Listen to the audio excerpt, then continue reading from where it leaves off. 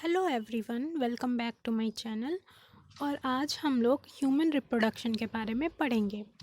तो चलिए स्टार्ट करते हैं। पहले मैं आपको कुछ इस चैप्टर का पूरा एक क्विक ओवरव्यू दे देती हूँ। तो इसमें आप देखोगे कि पहले गैमीट्स बनेंगे, फीमेल के अंदर फीमेल गैमीट्स बनेंगे, मेल के अंदर मेल गैमीट्स बनेंगे। वो दोनों गैमीट्स मीट करेंगे, इंसेमिनेशन की प्रोसेस होगी मेल के थ्रू। देन गैमीट दोनों मीट करेंगे, सिनगैमी होगी। देन जाइगोट का फॉर्मेशन होगा और वो जाइगोट डिवाइड करेगा, माइटोटिक डिवीज़न करेगा और मल्टीपल सेल्स बना लेगा, मल्टी सेलुलर हो जाएगा। फिर वो सेल्स डिफ्रेंशिएट करेंगी और डिफ्रेंशिएट करके अलग अलग टाइप के बॉडी टिश्यू बना लेंगी। देन उसके बाद धीरे धीरे करके इसी तरीके से बेबी पूरा ग्रो कर जाएगा फीमेल के अंदर। और जब 9 मंथ पूरे हो जाएंगे तो कुछ रिफ्लेक्स एक्शन भेजेगा वो फीटस, फुल्ली ग्रोन फीटस। और उसके बाद फीमेल का पार्चुरेशन होगा, डिलीवरी हो जाएगी। तो ये पूरी एक हमें प्रोसेस पढ़नी है इस चैप्टर में। तो चलिए स्टार्ट करते हैं। तो सबसे पहले हम लोग मेल रिप्रोडक्टिव सिस्टम देखते हैं। तो मेल रिप्रोडक्टिव सिस्टम में 3 पार्ट्स होंगे। पहला तो एक वाइटल ऑर्गन जो होगा वो होगा, और दूसरा होगा एसेसरी डक्ट, और तीसरी होगी एसेसरी ग्लैंड्स, और चौथी यानी 4 पार्ट्स होंगे, चौथा होगा एक्सटर्नल जेनिटेलिया। ऐसे ही फीमेल में भी हम देखेंगे तो पहला वाइटल ऑर्गन होगा, दूसरा एसेसरी डक्ट्स और एसेसरी ग्लैंड्स, और तीसरा या चौथा जो भी आप मान लो एक्सटर्नल जेनिटेलिया। अब देखिए पहले हम इन सब का फंक्शन देखते हैं। तो जो वाइटल ऑर्गन होगा वो गैमीट्स प्रोड्यूस करेगा, जो एसेसरी डक्ट होंगी वो उसको ट्रांसफ़र करेंगी, और जो ग्लैंड्स होंगी वो अपना सिक्रीशन उसमें पोर करेंगी, जिससे कि जो भी उसकी नीड है गैमीट की वो फुलफ़िल हो सके, लुब्रिकेशन का काम हो सके। ये सारे डिफरेंट डिफरेंट फंक्शन होंगे उन सिक्रीशन के।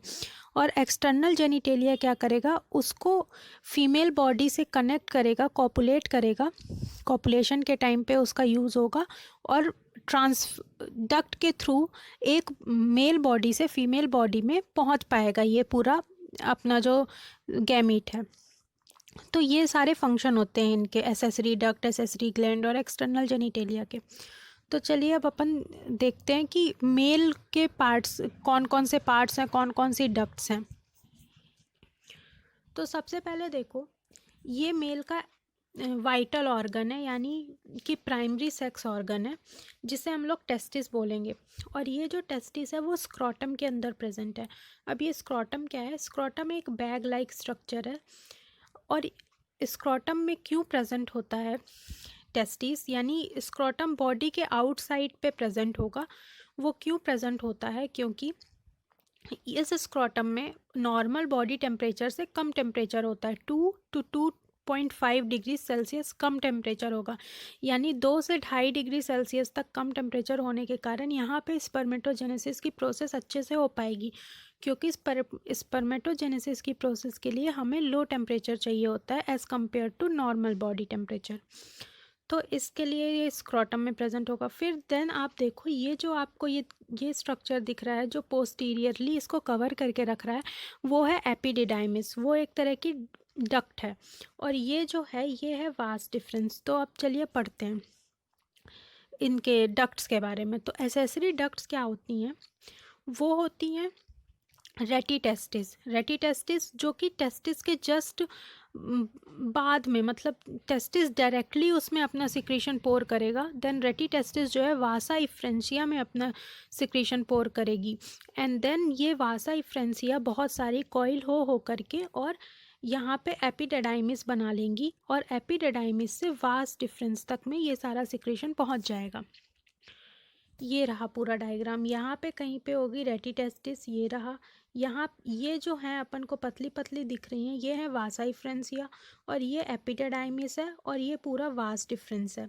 अब ये वास डिफरेंस क्या करता है? लूप बनाता है, और लूप बना करके ये यूरेटर के ऊपर से आता है। और यहाँ पे ये जो ग्लैंड्स हैं, 3 एसेसरी ग्लैंड्स होती हैं मेल में।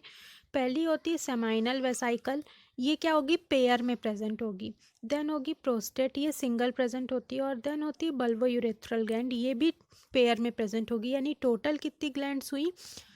एक एक मेल के अंदर टोटल अगर हम सारा मिला के पेयर में भी देख लें 5 ग्लैंड्स होंगी, 2 सेमाइनल वेसाइकल, 2 बल्बोयूरेथ्रल और 1 प्रोस्टेट।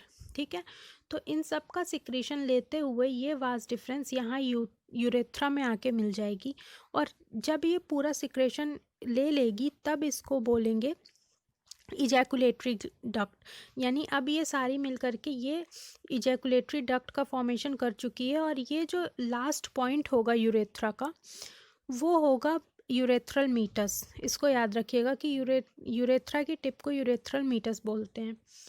देन देखिए क्या होता है कि ये जो पार्ट आपको दिख रहा है ये है पेनिस या पीनस। ये है मेल एक्सटर्नल जेनिटेलिया। ये क्या करता है, ये कॉपुलेशन के टाइम पे फीमेल बॉडी के अंदर जाता है। तो ये है, इसके ऊपर कुछ स्किन प्रेजेंट होगी, एक लूज स्किन की शीट प्रेजेंट होगी जिसे हम लोग बोलेंगे फोर स्किन। ठीक है, और ये जो इसका लास्ट का पॉइंट है जो थोड़ा बल्जिंग है, निकला हुआ है, उसे हम लोग बोलते हैं ग्लैंड्स पेनिस। अब देखिए क्या होता है कि ये जो सेमाइनल वेसाइकल, प्रोस्टेट और बल्बोयूरेथ्रल ग्लैंड्स हैं, इनके जो सिक्रीशन होते हैं, इनके सिक्रीशन को हम लोग बोलते हैं सेमाइनल प्लाज्मा। यानी इन तीनों ग्लैंड के सिक्रीशन को कलेक्टिवली हम लोग सेमाइनल प्लाज्मा बोलेंगे। और इस सेमाइनल प्लाज्मा में फ्रक्टोज, कैल्शियम और कुछ एंजाइम्स प्रेजेंट होते हैं। क्या क्या? फ्रक्टोज, कैल्शियम और कुछ एंजाइम्स। तो ये पूरा हुआ सेमाइनल प्लाज्मा, और जो टेस्टिस से निकला था वो हुआ स्पर्म। तो सेमाइनल प्लाज्मा और स्पर्म को मिला करके बनता है सीमन, जो कि इस इजैकुलेटरी डक्ट से बाहर आता है। यानी जो फीमेल बॉडी के अंदर जाता है उसे हम बोलते हैं सीमन, और वो सीमन दो चीज़ से मिलके बना है, एक तो सेमाइनल प्लाज्मा और दूसरा स्पर्म। और ये जो सेमाइनल प्लाज्मा है वो रिच इन फ्रक्टोज, कैल्शियम और सम एंजाइम्स। ठीक है, ये याद रखिएगा इतनी इन्फॉर्मेशन। देन एक चीज़ और आती है कि ये जो बल्बोयूरेथ्रल ग्लैंड है, इसका जो सिक्रीशन होता है वो सेमाइनल प्लाज्मा में तो कंस्टिट्यूट करता ही है, साथ के साथ लुब्रिकेशन भी प्रोवाइड करवाता है कॉपुलेशन के टाइम पे। ठीक है, तो अब हम थोड़ा सा टेस्टिस के अंदर की एनाटॉमी समझ लेते हैं। तो टेस्टिस के अंदर 250 कंपाउंड्स प्रेजेंट होते हैं। ठीक है, यानी मान लो ये एक टेस्टिस है, तो इसके अंदर ऐसे कुछ 250 कंपार्टमेंट्स प्रेजेंट होंगे। ठीक है, उन 250 कंपार्टमेंट्स को हम लोग बोलते हैं टेस्टिकुलर लॉब्यूल्स। अब ये जो कंपार्टमेंट्स हैं इनके अंदर भी कुछ स्ट्रक्चर प्रेजेंट होगा। Highly coiled 2 to 3 structures present होते हैं। जैसे मानो ये मान लो ये हमारा था टेस्टिकुलर लॉब्यूल, 1 लॉब्यूल, 2, 3, 4, ऐसे करके 250 प्रेजेंट होंगे। अब इनके अंदर प्रेजेंट है ऐसे, तो इनके अंदर प्रेजेंट है कुछ कॉइल्ड स्ट्रक्चर 2 to 3, यानी 2 से 3 कॉइल्ड स्ट्रक्चर प्रेजेंट है, हाईली कॉइल्ड। इनको हम लोग बोलेंगे सेमिनिफेरस ट्यूब्यूल्स। अब उन्हीं सेमिनिफेरस ट्यूब्यूल्स का ये आपको डायग्राम दिया हुआ है। तो सेमिनिफेरस ट्यूब्यूल्स के अंदर दो तरह की सेल्स प्रेजेंट होंगी। वो सेल्स होंगी पहला तो स्पर्मेटोगोनिया सेल्स। अब ये स्पर्मेटोगोनिया सेल्स क्या है? मेल जर्म सेल्स, जो कि प्रोड्यूस करवाती हैं फर्दर। इनमें जब डिवीज़न होगा मियोसिस, तो ये स्पर्मेटोजोआ बना लेंगी। स्पर्मेटोजोआ यानी स्पर्म। ठीक है, और ये कुछ स्पर्मेटोजोआ भी प्रेजेंट हैं। और फिर उसके बाद क्या है, कुछ सर्टोली सेल्स प्रेजेंट हैं। ये सर्टोली सेल्स का फंक्शन क्या होता है? ये नरिशमेंट प्रोवाइड करते हैं स्पर्म को। एंड देन इनके बाहर कुछ स्पेस प्रेजेंट होगा, उस स्पेस को हम लोग बोलेंगे इंटरस्टिशियल स्पेस। जैसे हम केमिस्ट्री में पढ़ते हैं वॉइड का कुछ सिस्टम होता है, वॉइड या इंटरस्टिशियल स्पेस वहाँ जैसे प्रेजेंट होता है, ऐसे ही यहाँ पे दो सेल के बीच का जो स्पेस है उसको हम लोग इंटरस्टिशियल स्पेस बोलेंगे। और उनमें कुछ सेल्स प्रेजेंट होंगी, और वो सेल्स को हम लोग बोलते हैं लेडिक सेल्स। अब लेडिक सेल्स क्या करती हैं? वो male testicular hormone androgen secrete करती हैं। ठीक है, अब ये एंड्रोजन बहुत यूज़फुल होता है, आगे देखना, आगे इसका फंक्शन समझ में आएगा। तो अभी ये याद रखो कि लेडिक सेल सिक्रीट करती है एंड्रोजन। अब देखिए क्या होता है, अब हम लोग फीमेल पार्ट्स पढ़ेंगे।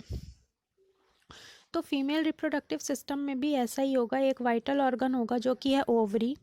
फिर इनकी कुछ डक्ट्स होती हैं जो कि हैं ओविडक्ट, यूट्रस, सर्विक्स और वेजाइना। वेजाइना को आप लोग कंफ्यूज कर जाते हो, ये सोचते हो कि वो एक्सटर्नल जेनिटेलिया है, बट नहीं, वो डक्ट है एक। फिर इसमें एज सच कोई ग्लैंड्स का जिक्र नहीं किया हुआ है एनसीईआरटी में, इसलिए हम वो नहीं पढ़ेंगे। देन एक्सटर्नल जेनिटेलिया के बारे में दिया हुआ है जो कि है वल्वा, ठीक है, उसमें भी अपन अभी देखेंगे। और एक है मेमरी ग्लैंड। तो ये मेमरी ग्लैंड क्या होती है? ये कोई ऑर्गन नहीं है, मतलब सेक्सुअल ऑर्गन नहीं है, ये एक सेकेंडरी सेक्सुअल कैरेक्टर है। जैसा हम 8th क्लास में पढ़ते हैं कि ये सारे सेकेंडरी सेक्सुअल कैरेक्टर होते हैं जो कि प्यूबर्टी के टाइम पे आ जाते हैं फीमेल्स में, तो ये एक सेकेंडरी सेक्सुअल कैरेक्टर है। ये रिप्रोडक्टिव सिस्टम का पार्ट है, बट ये रिप्रोडक्टिव ऑर्गन नहीं है, ये सेकेंडरी सेक्सुअल कैरेक्टर है, ठीक है, ये याद रखिएगा। देन देखिए ये यहाँ पे आपको डायग्राम दिया हुआ है, लेकिन इस डायग्राम से मतलब आप इसकी लेबलिंग वगैरह सब याद करके जाना, पेपर में एज इट इज़ पूछ लेते हैं। अभी हम लोग दूसरा डायग्राम देखेंगे जिसमें कि हमें सब कुछ क्लियरली समझ में आएगा।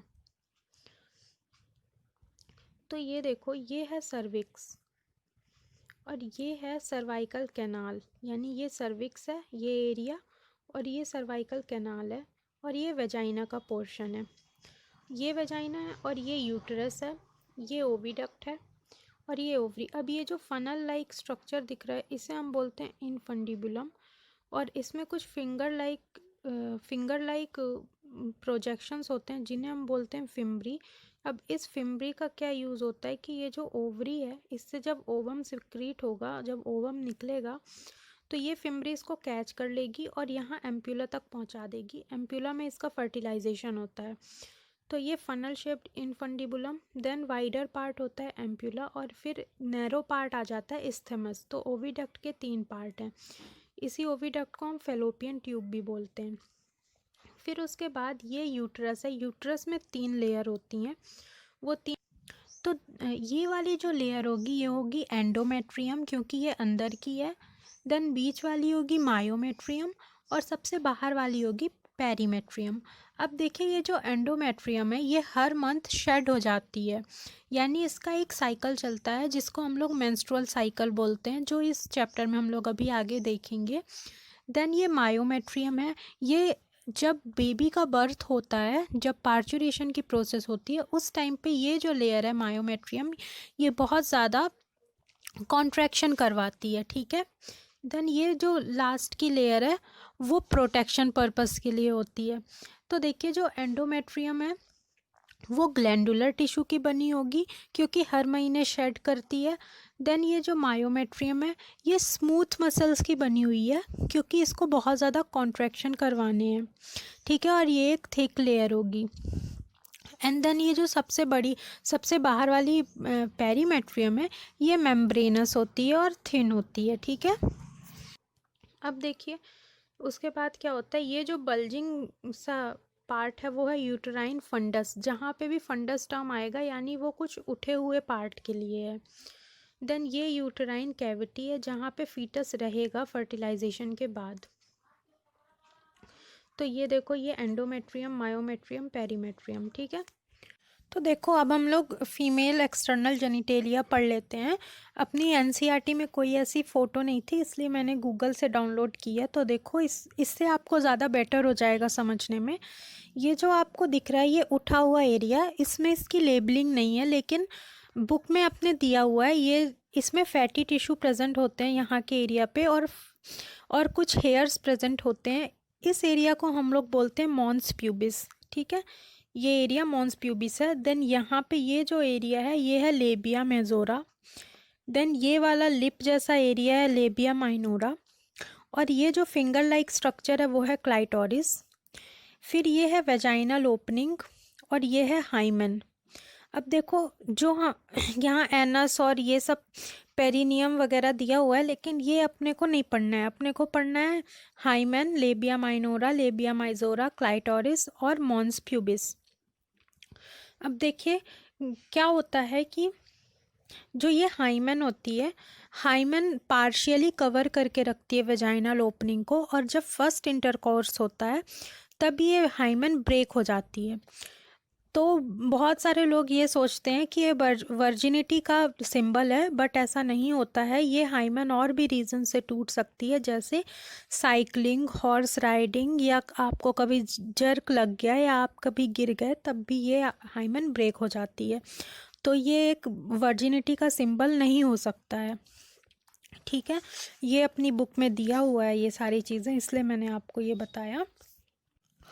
अब देखो, अब अपन को मेमोरी ग्लैंड पढ़ना है। तो पहली बात तो मेमोरी ग्लैंड एक मैमेलियन कैरेक्टर है, सारे मैमल्स में प्रेजेंट होगा।